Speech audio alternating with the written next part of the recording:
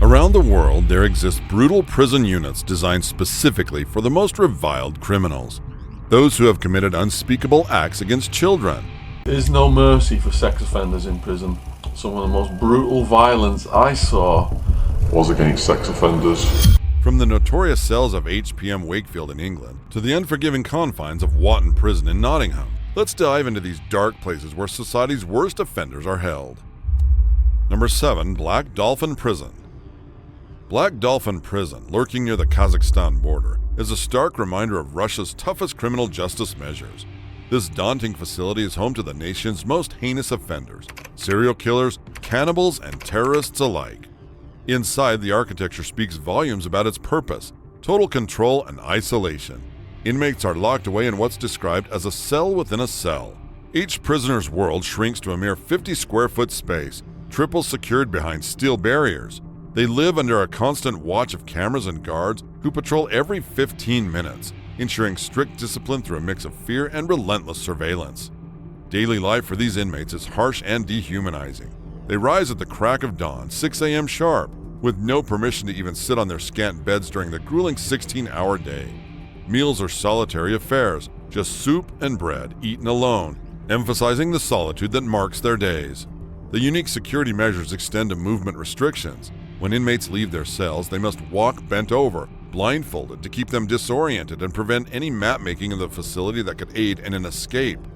Among the grim roster of residents is Oleg Rylikov, the notorious Tolyatti Ripper. His reign of terror spanned the early to mid-1990s, making him one of Russia's most chilling figures. Rylikov launched his horrifying spree in 1992, targeting young girls in Tolyatti. Over the next 3 years, he assaulted between 39 and 39 minors, with his youngest victim just 6 years old.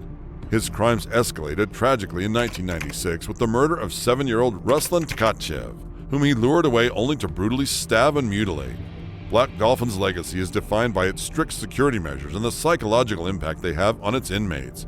It stands as a place of both physical and psychological confinement, a place where some of Russia's most dangerous individuals face their darkest moments, monitored closely in a facility that leaves no room for error or empathy. Number 6. Klong Prem Central Prison. Klong Prem Prison in Thailand is notorious for its tough conditions, housing 6,267 inmates, many locked away for 15 years to life. Imagine a cell just 1.5 by 3 meters, meant for 1 but stuffed with 5. These inmates, including larger prisoners and foreigners, face a daily struggle just to fit in their designated spaces, sleeping side by side on dark blue mattresses laid directly on the cold, hard floor. This severe overcrowding leaves no room for privacy, adding to the overwhelming feeling of confinement and claustrophobia that pervades the prison. The psychological burden on these inmates is massive. Many are in for drug-related offenses, reflecting Thailand's strict anti-drug laws that don't hesitate to hand down heavy sentences for even minor infractions. But it's not just the confinement. Reports of torture and mistreatment by guards suggest a deeper layer of punishment. Instances of physical punishment, lengthy solitary confinement, and the use of restraints paint a grim picture of life inside Klong Prem, making it more than just a prison. It's a place of torment. The lack of basic necessities like adequate health care, sanitation, and any real chance at rehabilitation focuses solely on containment, ignoring any aspect of human rehabilitation or correction. One chilling tale from Klong Prem involves Jingao Lorsaner, who became one of Thailand's most infamous child predators after her appalling crime in the late 1970s. Desperate for money, she orchestrated the kidnapping and murder of a 6-year-old boy, demanding a ransom of 200,000 baht. The plot, involving her boyfriend and 4 others, ended tragically when they murdered the child and buried him alive after a ransom drop went wrong. Jingao was captured, tried, and executed in 1979, marking a notorious chapter in the prison's history. A former inmate recalled the shock of entering a cell designed for far fewer people. I remember going into the cell and it was just shocking. The Thai inmates, there were about 80 inmates in the cell. Crammed with about 80 inmates, likening it to a tin of sardines with absolutely no space to move. This overcrowded nightmare spotlights the harsh realities of Klong Prem, where basic human rights are overshadowed by the dark cloud of perpetual punishment and despair. Number 5. ADX Florence, Colorado. Even touch the bars. If you put your hands on the bars, the guard hits you with a baton. It's chilling, we all agree. but the stories that emerged from ADX Florence, known as the Alcatraz of the Rockies, heightened that chill to a spine-tingling degree. In the desolate foothills of the Rocky Mountains near Florence, Colorado, this super maximum security prison is a fortress designed specifically for the most dangerous and notorious criminals. Since opening in 1994, ADX Supermax has been home to a daunting roster of inmates, from infamous gang leaders to terrorists and spies posing threats to national security. The prison's fearsome reputation as one of the most secure facilities worldwide isn't just talk. It's officially recognized and listed in the Guinness Book of World Records.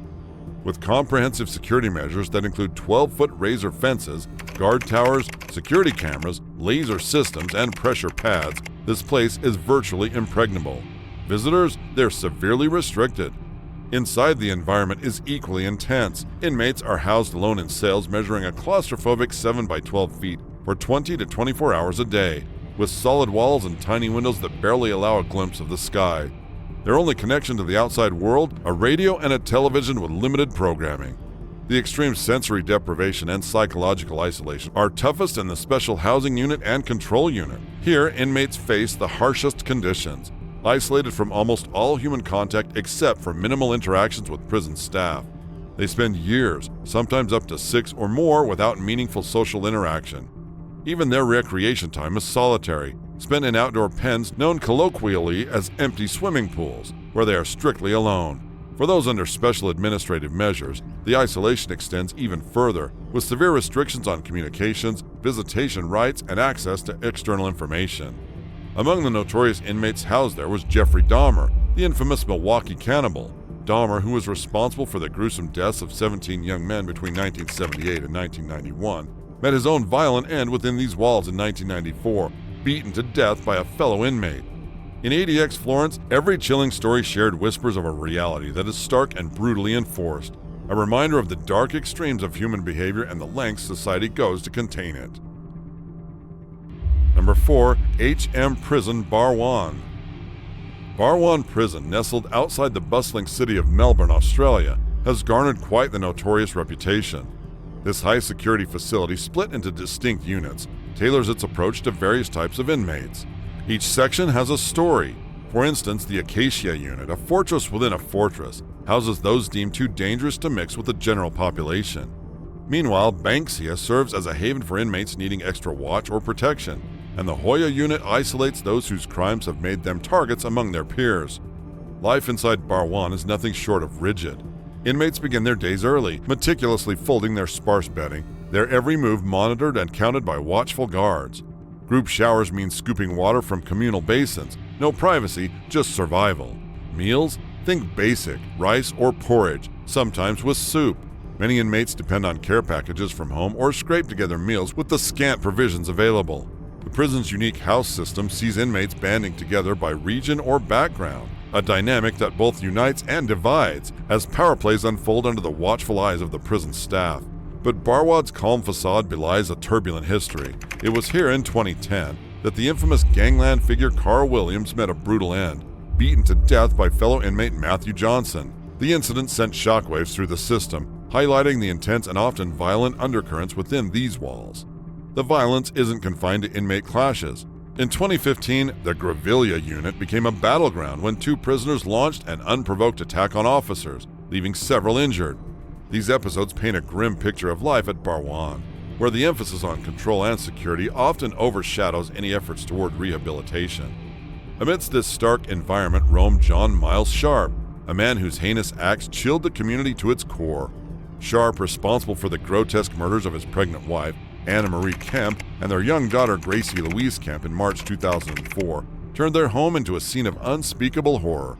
Using a spear gun, he executed his grim plan with chilling precision, later dismembering his wife's body and callously disposing of it in a landfill. Sharp's manipulation reached its peak when he appeared on television, feigning despair over his missing family, a macabre performance that fooled many until his eventual confession brought his dark secrets to light. For his monstrous crimes, Sharp received 2 consecutive life sentences in 2005, with no chance of parole for 33 years, ensuring that he remains behind the cold walls of Barwon Prison for decades to come. Number 3. Dooley State Prison. One inmate is dead at the Dooley State Prison, and the county coroner believes foul play could be involved. The Dooley State Prison in Unadilla, Georgia is notorious. Known for housing sex offenders, it's a place riddled with scandals and controversies that have stained its reputation within the Georgia Department of Corrections. From its early years, this medium-security facility has been haunted by its dreadful living conditions. The drama at Dooley began to unfold publicly when, in 1996, 11 inmates brought a lawsuit against the prison. They accused the guards of inflicting sadistic and degrading abuse upon them. However, their quest for justice hit a wall when a federal appeals court in Atlanta, by an 8-4 vote, tossed out the lawsuit. The court's decision hinged on the Prison Litigation Reform Act, which bars prisoners from seeking federal redress for mental or emotional harm unless they can show physical injury. The plot thickened in February 2014 when Mitchell Laverne Luty, a prisoner serving a life sentence for murder, filed another lawsuit. Luty, who identified as Jewish, claimed the prison violated his religious rights by denying him kosher food during Passover, a key religious observance. Despite his repeated requests and noting that Muslim inmates received accommodations during Ramadan, Luty was forced to settle his lawsuit for a mere $200 in May 2016, after initially seeking $16 million. The saga continued into February 2016, when Dooley State Prison found itself caught in an FBI sting operation targeting corruption across 9 Georgia state prisons. This operation blew the lid off a massive contraband smuggling ring, leading to the indictment of 46 correctional officers, including 10 from Dooley. They were charged with sneaking in cell phones, weapons, and drugs, highlighting deep-seated corruption within the walls of the prison. Number 2. La Santé Prison. La Santé Prison in Paris is a place of nightmares, known for its harsh and inhumane conditions. This notorious prison has a chilling reputation, with inmates suffering immensely under the severe circumstances. Imagine being locked up in a cell so hot it often exceeds 100 degrees Fahrenheit. The prisoners have access to showers only twice a week, leading to widespread skin diseases. They even stuff clothing into cracks in their cells to keep the relentless rats at bay, while their mattresses crawl with lice and other pests. In a desperate bid for escape from this grim reality, some inmates turn to ingesting rat poison, forks, or drain cleaner. The prison's atmosphere is so brutal that weaker inmates are often enslaved by their cellmates. In the year 1999 alone, this despair led 124 inmates to commit suicide, marking one of the highest suicide rates among European penitentiaries. To put this into perspective, California, with a much larger prison population of about 160,000, reported only 24 suicides that same year. One of the most infamous inmates here was Jean-Luc Brunel, a former French model scout and agency head who led Karen Models and founded MC2 Model Management with funds from Jeffrey Epstein. Brunel, a predatory figure, faced allegations of sexual assault spanning decades and was deeply involved in Epstein's horrific sex trafficking ring, grooming and abusing young females. Despite the gravity of his crimes, he evaded justice by committing suicide in 2020 before his trial, after being arrested on charges of raping minors. In December 2009, a poignant piece by a journalist brought the inside stories of La Santé to light. Beth Curtis, a reader, shared her haunting visits to her brother there, recalling a stark image of a splintered bench outside the prison where families and friends of inmates gathered, exchanged painful stories, and sought solace in each other's company. Dr. Veronique Vasseur, a prison physician, exposed the dire conditions inside: rampant suicides, overwhelming depression, and the disturbing reality of inmates consuming drain cleaner to escape their agony. La Santé is not just a prison, it's a stark reminder of the depths of human despair and the need for reform in the carceral system. Number 1. Whatton Prison, Nottingham. Europe's largest prison specifically for sex offenders is tucked away in Nottinghamshire, known as HMP Whatton. Constructed back in the 1960s, this facility has the capacity to lock away up to 841 offenders, with a staggering 70% of them having committed crimes against children. Locally, it's ominously referred to as the Pedo Palace. At Whatton, the approach to discipline is harsh, often confining inmates to their cells for extended periods as a punitive measure.